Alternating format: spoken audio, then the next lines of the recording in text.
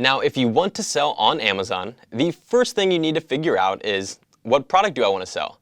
And so that means product research is going to be the foundation of your business. To explain this very critical first step is one of Jungle Scout's original team members.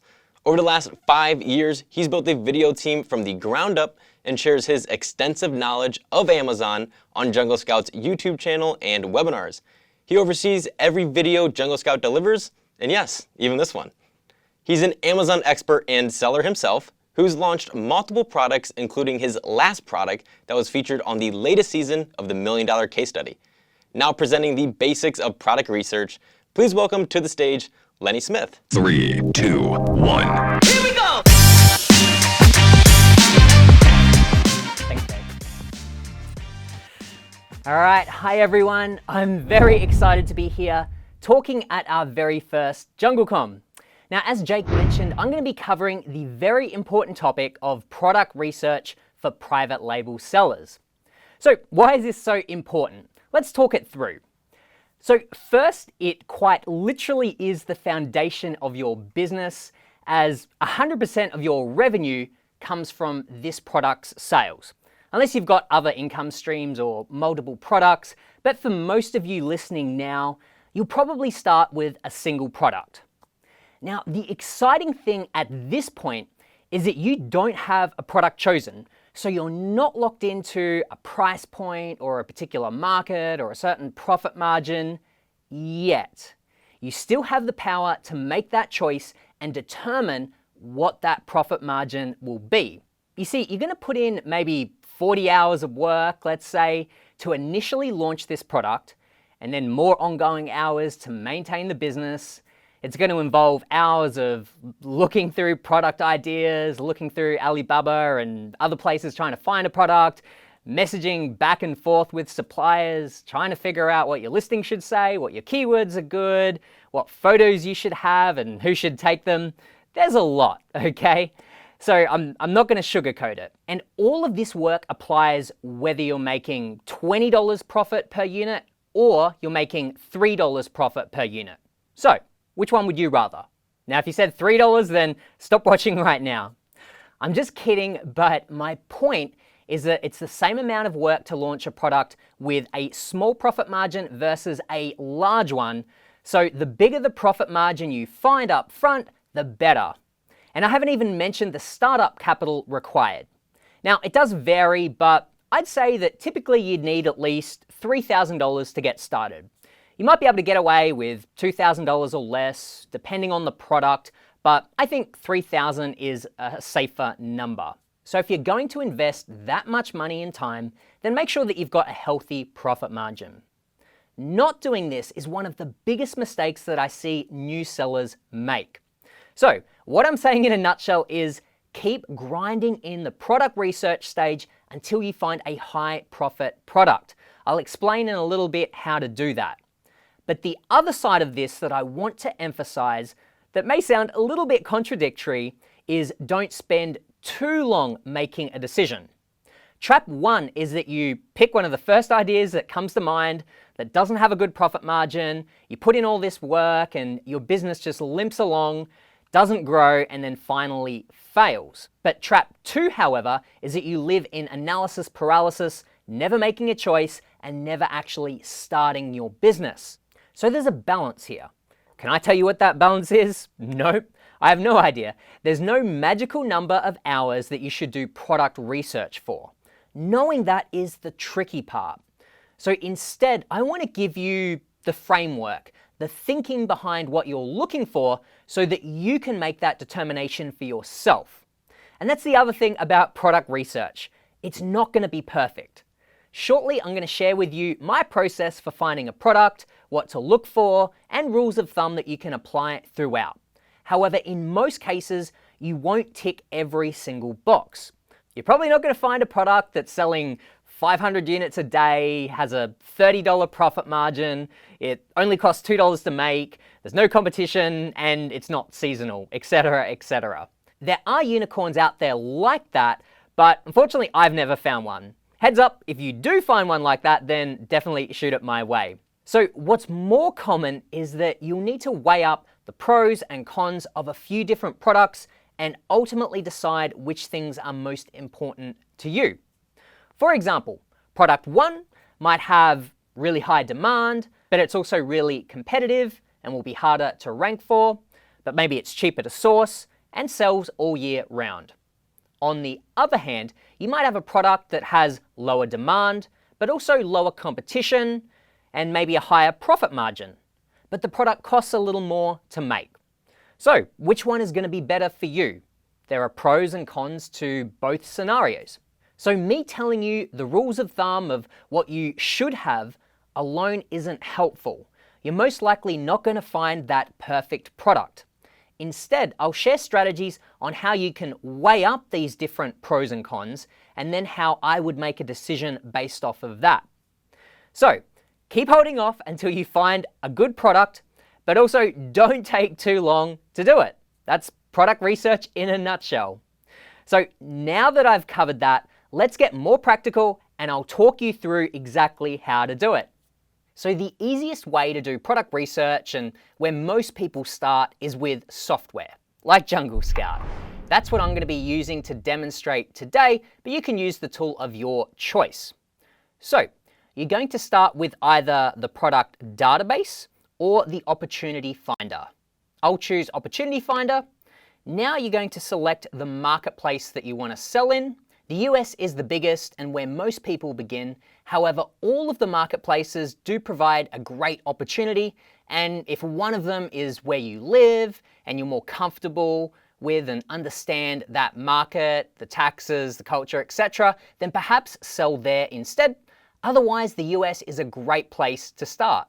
Next, you want to select the categories that you want to search in. You can choose as many or as few as you like. So here's the first rule of thumb that I'm going to give you, and that's categories to consider avoiding. Try to find simple products that are easy to manufacture, aren't complicated, fragile, or have lots of moving parts. So examples of categories that you may want to avoid when you're first starting out are any of these electronics categories. That's because there's a higher risk of things breaking. Clothing, shoes, and jewelry. This is a category where people tend to be a little more brand loyal. If you think about it, people love to wear their Nike or Under Armour or whatever brand is their favorite. They'll spend more money just to get that brand. So it's typically harder to sell these kinds of products. Unless, of course, you've got an existing brand or following that people know about already, in which case it would make sense. But today I'm going to be focusing on starting a brand new business solely on Amazon. Next up is grocery and gourmet foods. I'd recommend staying away from products that go in or on your body, as that creates a higher liability. There's just much higher consequences if your product doesn't work, and say someone gets sick and then sues you, and so on. There's also just more hoops to jump through for food-related products, such as getting FBA approvals, so it's a much longer process. That's not to say it isn't a huge market. There's definitely a lot of money to be made in supplements and related products, for instance. That's why people sell there. But for me, the added risk, the extra steps, and the crazy levels of competition just isn't worth it in my book. But it might be for you. So keep this in mind all the way through the presentation. I'm going to be giving you rules of thumb, my recommendations, and why I'm making those, but you need to make the final determination for you. All right, another one that you can leave out is software. Unless that's something that you actually create, it's a very niche category. Another one is video games. Again, you'd need to create this yourself, so unless you create video games, I'd leave this one out too. I'll leave in toys and games, but I'll leave you with a quick note, and that's that this category is very seasonal. As you can imagine, it sells like crazy during the fourth quarter into the holiday season, but these products will still sell throughout the year as well, just not as much. There's also a lot of licensed products in this category, so you can't just private label and create your own version of Spider-Man or SpongeBob. Just something to be careful of in this category. Now, on top of all this, certain categories are gated, meaning that you need additional approval from Amazon before you can sell in that category. This list does change a bit from time to time, so the best thing to do is to Google Amazon gated categories. And that's going to bring you to the latest list, but here's the current one at the time of this recording. Now we'll move on to the filters, and this is where I'll lay out the attributes of a winning product. The first one is high demand. That means that there's a lot of people already buying this product. Again, you've got the choice at this stage of selling a product that sells a lot or a product that doesn't sell very much. Same amount of work. So which would you rather? The way that we gauge this is the average monthly units sold. My rule of thumb here is at least 300 units per month. So that's about 10 sales a day, which is a pretty good number. Next up, in addition to wanting high demand, you also want to make sure that you've got low competition, meaning that there's not too many other sellers, or it's at least easier for you to sell this product. For that, we'll simply come down to this slider down here, and we'll simply adjust it to very low to low. One of the main things that this is looking at is the number of reviews on these listings. So if you imagine a product with 1,000 reviews and then a different product with only 30 reviews, which one of these do you think it's going to be easier for you to compete with? The product with 30 reviews, of course. If you've ever shopped on Amazon, I imagine that you're just like me and you look at the star ratings and the review counts of listings and then usually go with the ones that have high numbers of reviews, right? That's the mentality of most shoppers on Amazon and why it's hard as a seller to launch a product with no reviews against other listings that have hundreds or thousands of them. So if we can find a product or a niche where a good number of the listings have lowish numbers of reviews, then we have a much better chance of getting our product to catch up and capture more of these sales. So how many reviews is too many reviews? Well, typically I'd look at, say, the top 10 listings on any given search term, and I'd be aiming for 4 to 5 of these to be having under, say, 80 reviews. It might be okay for a couple of these to then maybe go up to maybe a couple of hundred reviews. It really sort of depends on the product that you're looking at. But once you start getting past like 500 reviews, 1,000 reviews, then it's starting to get a little too much. That's kind of my very rough rule of thumb. Now, the third attribute that I would say is a must-have and that I've already spoken about is a high profit margin. We can't really set a filter for that right here because we do need to have some other information such as how much a particular product costs, but what we can do is set the price point, which doesn't guarantee a high profit margin, but it does give us a better chance of it. And let me explain why. So I'd recommend a minimum price point of $20. If you've heard me speak before, I've said at least $15 or $18 in the past. The point is that higher is better. The reason why this makes a difference is because of Amazon's fees, which have a tendency to increase as time goes on. A good example of this happening is the latest fee adjustment taking place effective June 1st, 2021. Amazon announced a slight increase of 2 to 3% to fulfillment fees. So this is why you want to keep these future fee increases in mind as you choose your product's price point. So let's say you have a $20 product. It costs $5 to make, and then Amazon's fees come to $7. This fee is actually made up of 2 parts. There's a $3 referral fee, which is based on a percentage of the sales price. Usually this is 15%. So 15% of $20 equals $3. Then the other $4 is the FBA fee to cover the cost of Amazon doing the fulfillment. So in this example, that's another 20% of your sales price. That leaves you with $8 profit or a 40% profit margin. But now let's see what happens when we sell the product for only $13. Still costs $5 to make. The referral fee of 15% drops to $1.95, which is great. But the FBA fee remains at $4 because that fee is a set fee, regardless of whether you sell at $10 or $100.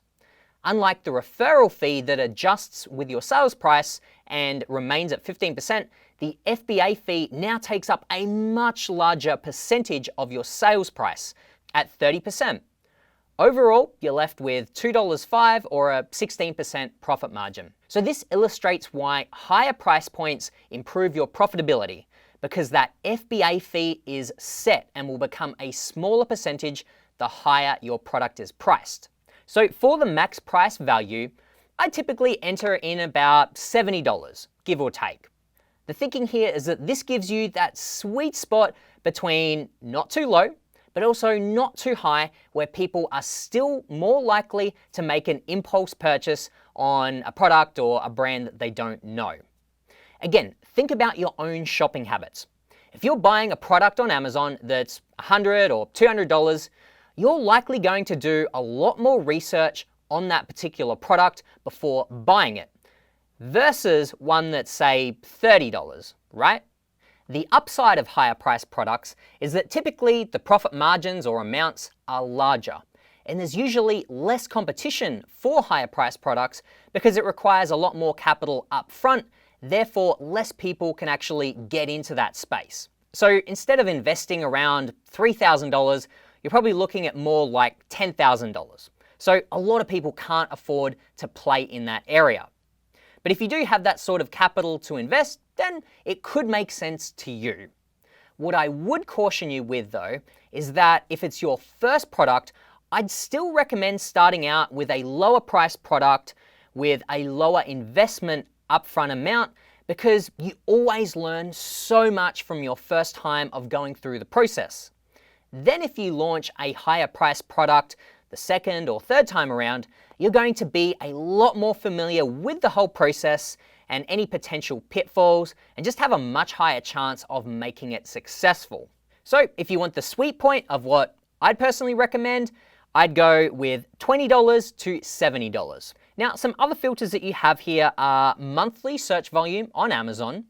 While there's no exact rule, I tend to find anything over 3,000 searches is a good amount. Then you've got niche score, which is essentially how good of an opportunity this niche is out of 10, with 1 being a poor opportunity and 10 being a great one. You have a seasonality slider here, and generally you'd want this to be lower, meaning that it will sell all year round. Examples of very seasonal products are Christmas trees, Halloween products. Most products will have some level of seasonality, which is fine, but you just don't want it to be extreme, as those types of products are harder to manage inventory for, and of course, you won't be getting sales all year round. Finally, here you can include and exclude keywords. Include will help you narrow down to products around a specific keyword, and then exclude will help you eliminate results that you don't want. So for example, COVID-related products, masks, hand sanitizer, that sort of thing. Now, keep in mind that you don't need to select all of these filters at once. If you dial in everything, then you can end up restricting the results a little too much. So what I'd recommend is just playing around with a handful at a time and just mixing up your search criteria. So that being said, let's do a search right now. So let's talk through the results that we've got here. Real quick, we've got our average monthly units sold. So that's what we talked about before, high demand. We've got our price point, we've got our competition, niche score, a lot of the metrics that we've already talked about. So what are these different niches? Well, these are represented by a keyword. So the monthly units sold, all of these metrics are the average of all the top listings beneath one of these keywords. So if we open up one of these, for example, you've got a lot of data, which we're going to go through in just a moment. But just so you understand what this is, let's come over to top products. And this is going to display all the top listings underneath this keyword. You can click on this little Amazon icon, and that will take you to Amazon and show you that particular search. But just know that all of the information that we're looking at here is an average of all of these top products displayed on this keyword. So let's go into another example. My process here would just be going through the names here, trying to find something that seems simple to make, not too complicated. Some of that criteria that I talked about earlier. If I keep going down, let's see, we've got weighted hula hoop for adults. That sounds kind of interesting, might be easy to make. Pop-up beach tent. Let's have a look at that one. So let's dig into the data that we've got here. This is what we call historical data. These numbers up here are reflecting how it's doing now, or in, say, the past 30 days, the present. This information down here is historical, so that you can see how this product has trended over time. Now, this is really important in helping us identify, one, seasonal products, so things that, like I said earlier, they might sell well during Christmas, the holiday season, during Halloween, the summer, that sort of thing. And then importantly, things like the pandemic. That has really changed what people are buying online, as a lot of you would have seen over the past year. There's a lot of products that people didn't previously buy that they now are. And on the flip side, lots of things that they used to buy that they no longer buy because of the different restrictions. So how do you find a product to sell today, keeping in mind the pandemic and, trying to navigate through, is this still a good opportunity? Was it just due to COVID or not? That's where this historical data comes into play. So let's dig into this particular example. You can see here that this particular product sold a lot more units during June and July, August, and is starting to come down. Because it's a pop-up beach tent, I'm pretty sure that the high volume of sales is because it was during the summer. Now let's move into some of these other areas to see if we can glean any more information.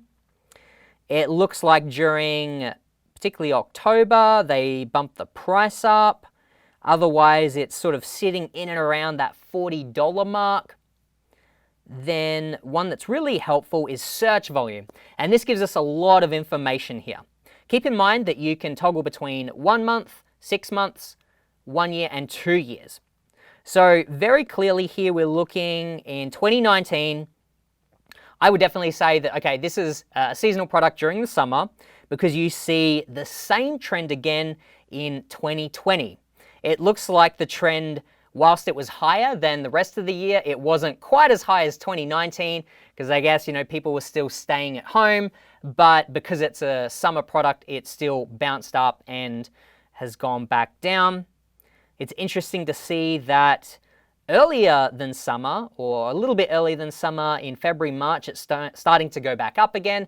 Maybe it's because of the vaccine rollout. People are, just dying to kind of get to the beach a little bit earlier. So the search volume is a really great indicator of seasonality based on the search volume on Amazon. So let's move to this next tab, seasonality. And this is more based off of Google search volume.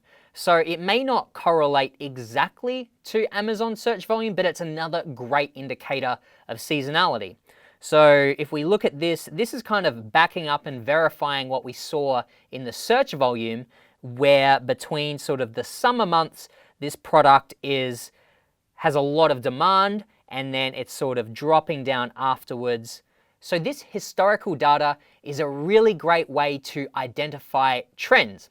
And speaking of trends, there's another big one, of course, throughout 2020, and that is the pandemic itself.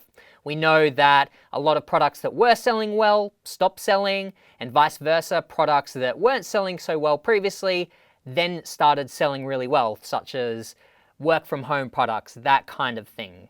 So this did make it quite tricky to know what should you sell on Amazon. Of course, things like hand sanitizer, masks, that sort of thing all went through the roof. A lot of people were trying to cash in and make some money because there was such huge demand for it. It's really up to you what type of product you want to sell.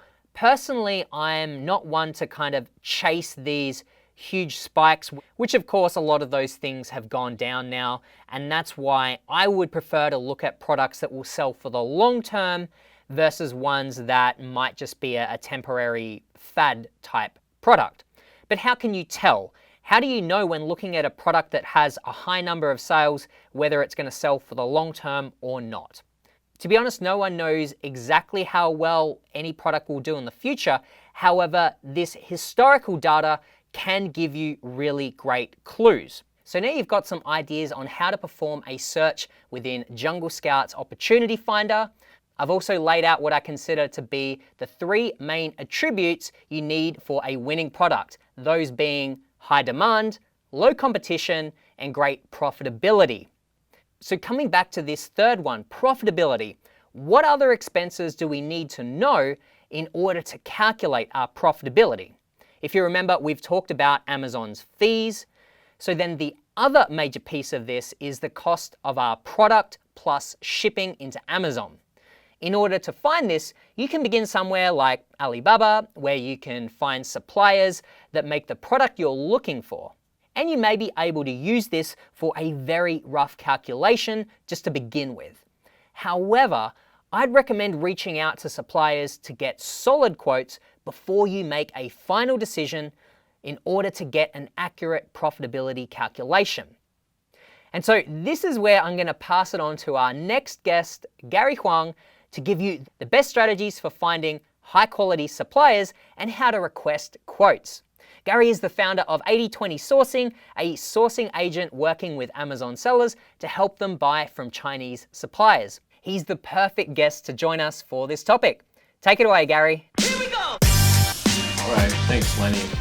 So before we get started, I'd like to quickly introduce myself. My name is Gary Huang. I'm the founder of 80/20 Sourcing, and I've been based in Shanghai for over a decade, since 2008. I've literally visited hundreds of factories all over China. I've seen the good, the bad, the ugly sides of sourcing, so I like to share some of my insights to save you some time and money today. Today's game plan is, first we're going to look at how to put together the perfect RFQ to increase your response rates. Then we'll look at the signs of a trustworthy supplier. Also, we're going to look at some red flags for signs of suppliers you may want to avoid, as well as, if you stay around until the end, we're going to offer you a free sourcing bonus pack with an RFQ template that you can take and adapt and use to contact suppliers so you can get some more quotations. All right, so first things first, let's talk about the perfect RFQ. Okay, you may be asking, why do I need an RFQ? An RFQ is a request for a quotation, and you need to put this together to find and to evaluate suppliers. Okay, and by putting together a well-written RFQ, you can reduce the number of back and forth, the number of emails or Alibaba messages, and that will save you time. And also, by putting together the perfect RFQ, as we're going to learn today, this will help increase your response rates as well. Okay, so that's always a good thing. So what is an RFQ? So in an RFQ, it's a letter when you're going to do 3 things. Okay, number 1 is you're going to introduce yourself, your business, talk a little bit about what industry you're in, the country and the marketplaces that you're selling in. Okay, so that the first part is an introduction. The second part is you're going to describe the product that you're looking for. Okay, include specifications as well as the modifications that you want to make. Okay, the third part is you're going to ask your key questions. Okay, and I always like to use numbered lists so that you can reference them in the back and forth communications. Okay, so we'll dive more into the details in the next few slides. All right, so how do you send out an RFQ? Okay, so if we take a step back, let's look at the strategy of contacting suppliers. I always recommend, when you're contacting suppliers, to cast a wide net initially. What does that mean? I like to contact up to 20 suppliers if you can find them, okay? And in this case, contacting suppliers, the 80/20 rule is exactly what you need to keep in mind. Why? Because out of every 10 suppliers you contact, some of them may not manufacture the right product. Some of them, the pricing may not be off. Some of them, the quality may be off. Some of them may never reply to you. Okay, so ultimately, if you contact 10, I expect about 2 or 3 to be shortlisted suppliers. Okay, it's kind of like the Goldilocks rule, right? Some of them are too hot, some of them are too cold, but a few of them will be just right. That's why we call this the 80-20 rule, and I call this 80-20 sourcing. Okay, so cast a wide net initially. All right, and then it's very important that you track the replies in a spreadsheet. Okay, this can be a Google sheet with the name of the different companies, their responses, and their price quotations, and all the other information that you gather. This is important so you don't get things mixed up. And believe me, you will get things mixed up. I've gotten things mixed up, so that will help you. All right. So now let's look at where do you contact suppliers with your RFQ. Okay, there's different platforms out there. Alibaba is the biggest one. It's very good for Chinese suppliers. There's also other platforms such as Global Sources. And in addition, trade shows are another great way to contact suppliers with your RFQ. Nowadays, as we're still in the middle of the pandemic, many of these trade shows have gone online. So you can actually attend their online trade shows, such as the virtual online Canton Fair. Global Sources has online fairs as well. Okay, so after that, when do you use your RFQ to contact suppliers? Okay, I use the RFQ to contact suppliers when I start sourcing and when I need to decide on the manufacturers. Okay, and before you put together an RFQ, there's a couple of things that you need to prepare. Okay, number one is you need to decide on the product. Okay, obviously the product, the specifications, and also you need to decide on the modifications that you're going to make. So as you probably learned from Lenny and some of the other presenters, it's very important to differentiate your product. Okay, and the third thing that's very important to prepare is to include photos. Okay, include pictures, because a picture says 1,000 words. Okay, talking about the perfect RFQ. So we talked a little bit about the 3 sections of the RFQ, and I wanted to also share with you a visual and example. You should be able to see a screenshot of this RFQ. Okay, so in this example, as you can see, I start out the RFQ with the introduction. Hi there, my name is Gary Huang from Hancock International. We sell high quality baby products in the US and Japan, and we're looking to purchase stroller organizers for export to the US and to the Japanese market. And then there are 2 types of this product, A and B. Please see the attached photos and specifications below. And then after that, I go into the specifications. So the material is premium polyester, the body is the same, the handle is made of nylon. Okay. Something else that's very important is we give them an estimated order volume. Okay, so we estimate 30,000 pieces annually after sample evaluation and a trial order of 500 pieces. Okay, so now we've already laid the groundworks of our company introduction, the type of product that we're looking for, and the third part is we're gonna ask our questions. Okay, before I get into the questions, I just want to show you the photos that I've attached. So in the photos, I try to be as specific as possible. So with this product, we have the length, the width, and the height measurements. We have pictures of the different accessories. Like this product has a webbing, and there's a detachable pocket, and there's kind of like a lifestyle photo of someone actually using this. And then we also go into some of the specifics of the bag. Okay. So I like to be as specific as possible, because as the saying goes, a picture says 1,000 words. And that's especially true when you're working with Chinese suppliers, for example, because English is their second language. All right. So next, we're going to take a look at the questions. Okay. So in this example, we have 5 key questions. Okay. The first question is, do you manufacture stroller organizers, right? Obviously, we want to qualify them. Do they make this product that we want? Okay. If so, see my questions below. Okay. So number 1 is, we would like to print our logo on the handle. Can you do this? Okay. Number 2 is, please send a quotation, Ex Works factory, based on 36,000 pieces and 1,000 pieces. Number 3 is, are you a manufacturer or trading company? We want to find out. Number 4, which countries do you mainly export to? And number 5, what is the sample cost with shipping by express to Los Angeles? Okay, appreciate your reply. Thank you, Gary. All right. So what have we done here? Okay, so we've laid out the fundamentals of the RFQ, and the key questions we've asked about the pricing. We've asked, can they add our logo to the product? Are they a manufacturer or trading company? And we want to see do they have experience exporting to the US or to Japan, and also the cost of a sample. Okay, so I like to ask about 5 to 6 questions initially. There may be more questions, but I don't want to bombard them. Okay, so after you put together the RFQ, there's a couple other things I wanted to share with you guys. And these are some of the no-nos, okay, the do not do's when you put together your RFQ, because I've literally helped hundreds and hundreds of Amazon sellers put together these things. So there's a couple of common rookie mistakes. Number 1 is don't put too many questions in the RFQ. Don't bombard them with like 20 questions, because it's just going to be like overwhelming for them and they may never get back to you. So I like to try to keep it manageable, about 5 to 6 questions, so it's pretty quick that they can get back to you. So remember, we're breaking the ice, okay? We're getting the conversation started. Number 2 is don't use Alibaba's default RFQ feature. I know there's an RFQ feature. You can just check that box. They'll just like send it out to like 100 suppliers. I really don't recommend that. Why? Because number 1, as of right now, the suppliers are limited to only 10 replies per month, as far as I understand. So that means that you may not get as many responses as you would like.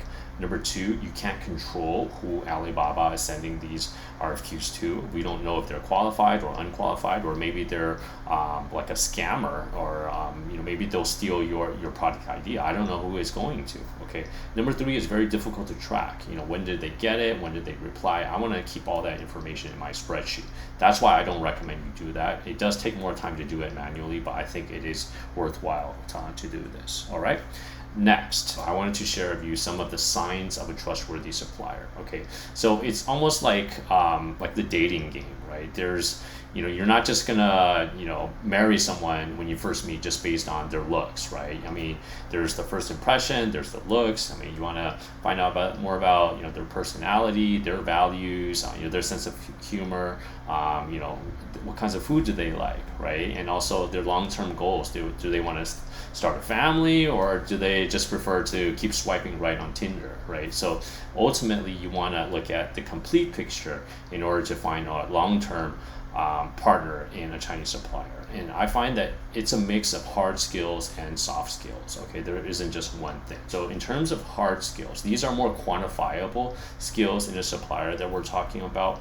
So this would include their experience. Do they have a lot of years of experience manufacturing your product? I like to look at the number of years that suppliers have been on Alibaba, and I like to see, for example, 5 years or more. Some suppliers have 10 years or more experience. So the longer the experience, the more likely that they can be a trustworthy supplier. But it's not an end all, be all. Okay, it's only one piece of the puzzle. Next, I look at the product quality. When it comes to shortlisting suppliers, I want to get the sample in my hands. Okay, I want to see their quality. I want them to put their money where their mouth is. Okay, the pricing, obviously, pricing is important, but it's not the only thing. And be careful. You get what you pay for, right? So don't necessarily pick a supplier just based on the lowest price. You also want to see if they can make the right product, because not all suppliers can make the right product that you're looking for. Okay, there's different variations, there's different materials, so you want to be sure. There's also, in terms of hard skills, a factory versus a trading company. Okay, you want to, I prefer to go factory direct, but that's another factor that I consider for a trustworthy supplier. All right. So on the other hand, let's look at some of the soft skills. Okay, I like to, as we're contacting suppliers, I like to evaluate their responsiveness. How quick do they respond to me within one business day? That's usually the norm. Chinese suppliers are usually pretty quick, unless it's middle of a holiday. Number 2 is attention to detail, their soft skills. Like, are they answering the questions I'm asking? Are they overlooking or ignoring questions? Okay. And number 3 is their willingness to cooperate. Are they willing to make these modifications? Because not everyone is. Okay. Do they sound interested in your business? Okay. And beyond that, I also have, there's the issue of trust. Okay. Do I feel like this supplier is trustworthy, or do I feel like, you know, there's something weird about them? You know, sometimes you also have to trust your gut instinct. Okay, so these are some of the issues when it comes to soft skills. All right, next let's look at some red flags for suppliers that you that may be indications that you want to avoid these guys. All right. Couple things. One is the lack of experience making this product. If on their product page on Alibaba, for example, they have no mention of the product you're looking for. For example, in our example with the stroller organizers, if they've never done this before, if I don't see any mention of it, maybe I may be their guinea pig, right? I may be their first time around. So there's more chance of errors and quality defects. Okay. Number two is lack of product fit. You know, can they make the right type of product, the right type of quality that I need? Okay, I mean, there's different quality grades as well. All right. And number three is anytime if I suspect that they're being dishonest, if they're trying to deceive me, that's a red flag as well. Okay, so thanks for sticking around to the end. As a special bonus for you guys, I'd like to offer a sourcing bonus pack. This includes a bonus RFQ template that you can use, that you can adapt to save you time, as well as a sourcing cheat sheet with best practices, including the strategies that we covered today. Okay, and then you can download that, and also we have a free email newsletter that covers best practices in sourcing and also the 80/20 of e-commerce, my weekly newsletter. And you can get that at www.8020sourcing.com/JungleCon. All right, and I believe Lenny and the team will provide the link below. All right, any questions, feel free to reach out to me at Gary@8020sourcing.com. All right, guys. So with that, I'd like to thank everybody for coming, and I'll turn things back to Lenny. Thanks, guys. See you soon. Here we go! Thanks, Gary, for breaking that down for us. So once you've gotten some quotes from suppliers, you now have the largest part of the landed cost. You then also need to find the shipping cost per unit, which you can also get quotes for from the suppliers that you talk to. Now you can perform a more accurate profitability calculation. This is essentially the sales price minus all of your costs, leaving you with the profit amount and profit margin. Now do this for all the products that you're considering to sell. Comparing this profit margin between the different products is a really great way to narrow down to your final product decision. Product research can be time-consuming and take a lot of patience, but remember, this is the foundation of your business and you can't glide over it. But if you invest this time up front and keep profitability top of mind, like I've spoken about today, then I'm confident that you'll find a winning product that sells on Amazon for years to come. Thanks, everyone. Great. Thank you, Lenny and Gary, for walking through the essentials of how to find winning products that sell on Amazon.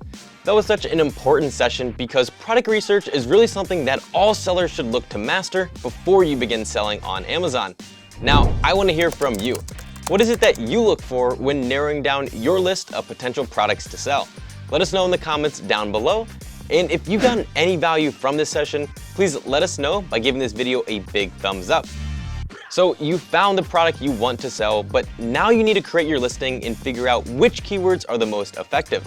So make sure you stick around and join us for this next session to learn how to get your product on the map and how to discover the right keywords for your listing. We'll see you there.